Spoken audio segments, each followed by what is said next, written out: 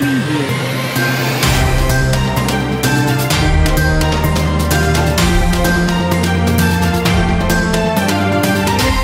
Mesdames et messieurs, bonsoir. Merci de nous avoir choisis pour s'informer. C'est l'heure du journal. Tout de suite, les titres. Au sommaire de cette édition, les travailleurs de la CNO décrètent une grève de 48 heures suite à leur assemblée générale tenue jeudi. Et puis après 15 jours de campagne, les débats n'ont pas pour la plupart tourné autour des programmes. Les 8 coalitions en lice ont jusqu'à vendredi pour enrôler à leur cause le maximum d'électeurs. Les jeux usés font leur temps plein sur la capitale sénégalaise. Certains y trouvent même l'occasion de vider leurs fosses sceptiques, une situation que déplorent les citoyens et invitent ainsi l'ONAS à bien faire son travail. L'actualité internationale et la page sportive mettront fin à cette édition. Tout de suite, le développement.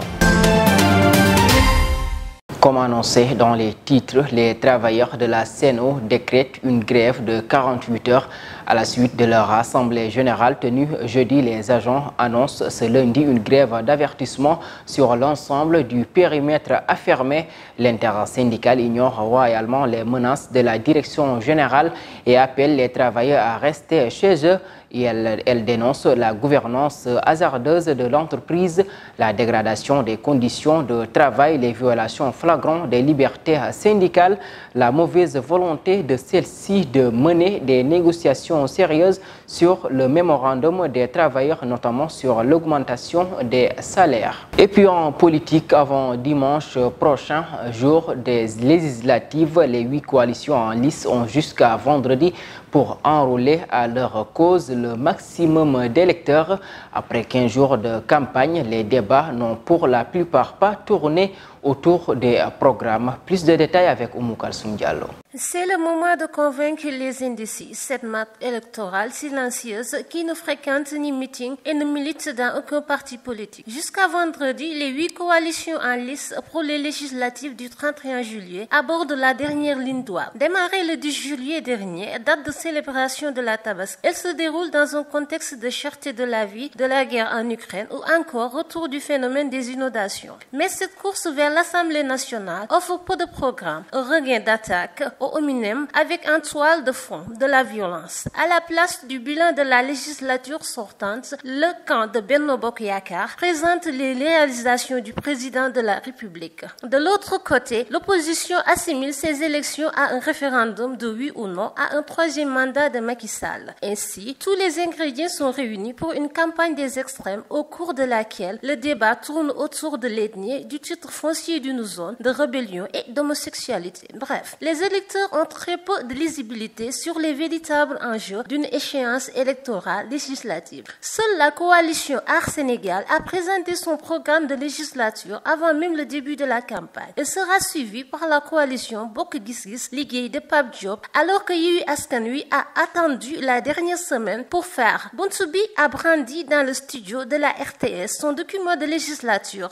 À BBA, Mimi Touré, tête de la liste nationale, n'a jusqu'ici présenté aucun programme. L'électeur, coincé entre le marteau de la vie chère et la satisfaction des besoins primaires, est presque dans l'indifférence. Et on y ajoute l'image très écornée de l'Assemblée nationale et des députés. La versalité des acteurs politiques qui changent de camp comme on enlève un vase, c'est un cocktail amer pour beaucoup de Sénégalais. Avant dimanche prochain, jour du scrutin, les acteurs politiques ont 5 jours pour se faire entendre définitivement. Cette semaine, c'est l'étape de la capitale, Dakar. Toujours dans ce siège, à moins d'une semaine des élections législatives prévues le 31 juillet, les populations de Dakar et sa banlieue sont éprouvées par les inondations. Les pluies diluviennes qui se sont abattues durant le week-end ont causé beaucoup de dégâts et beaucoup d'écoles qui servent de centre sont sous les eaux. Cette situation risque de compliquer le vote. Les autorités en charge des élections sont donc dans l'obligation de trouver des solutions avant le jour du scrutin. Et puis les eaux usées font leur temps plein sur la capitale sénégalaise. Depuis que l'hivernage a confirmé son installation, certains trouvent même l'occasion d'évacuer leurs fosses septiques, une situation que déplorent les citoyens sénégalais et invite ainsi l'ONAS à faire son travail. Reportage Yvon Aka à Martha Sonko. Les eaux usées dans la capitale du Sénégal. Depuis le week-end pluvieux dernier, il est constaté qu'il y a beaucoup d'eau d'égout qui ruisselle dans les rues de Dakar par défaillance des réseaux d'assainissement. Également, certains profitent pour vider leurs fosses quand il pleut. Ndela nous dit que c'est un problème de civilisation. Tout ce que je peux dire, c'est pas civilisé, mais de notre côté, aux parcelles, c'est pas parce que c'est nous qui déversons les eaux de fosse. Je crois que ce sont les réseaux d'assainissement qui ont des problèmes parce qu'il suffit qu'il pleuve un peu et les eaux d'égout commencent à se déverser. Les canalisations doivent être nettoyées et réparées proprement à tel point s'il pleut, il n'y aura pas de problème parce qu'aujourd'hui, Ibrahima, lui, nous révèle que ces eaux d'égout peuvent être une source d'épidémie. Vraiment, l'ONAS doit venir et soutenir la population sur ce côté. Nous avons fait appel plusieurs fois sur ce coup-là pour qu'ils viennent réparer ici. Ils sont venus, mais ils ne sont pas parvenus à régler la situation.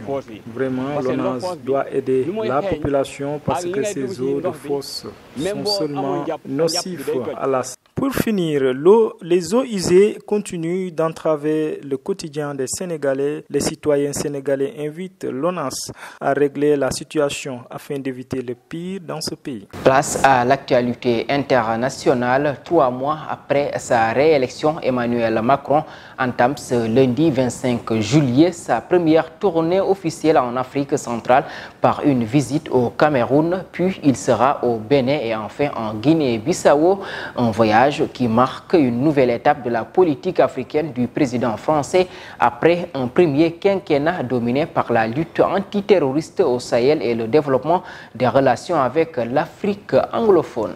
En Afrique, toujours, les Tunisiens se prononcent sur la Constitution. Ce lundi, ils sont appelés à se prononcer lors d'un référendum imposé par le chef de l'État, Kaïs Saïed, sur une nouvelle Constitution controversée qui renforce les pouvoirs du président et pourrait faire rebasculer le pays vers un régime dictatorial similaire à l'avant 2011. Et puis, l'ONU vote de résolution en faveur de la Palestine.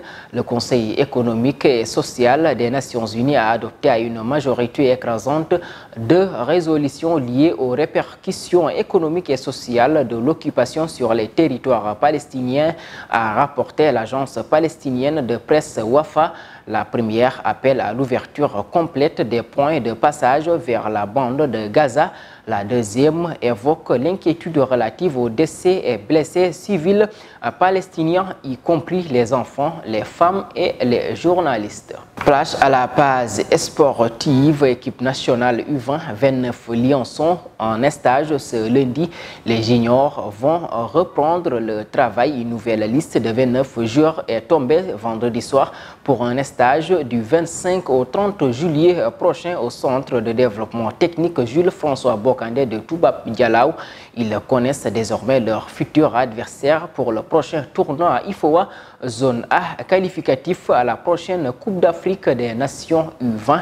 Ce sera dans le groupe B avec la Guinée, la Gambie, le Cap-Vert et le Libéria. Du foot, toujours éliminatoire CHAN 2023, le Sénégal, solide, appliqué et efficace, a remporté son match aller du tour préliminaire du CHAN 2023 face au Libéria sur le score de 3-0 avec un Bouli Junior Sambo en état de grâce et un très bon Jean-Louis Barthélémy Diouf.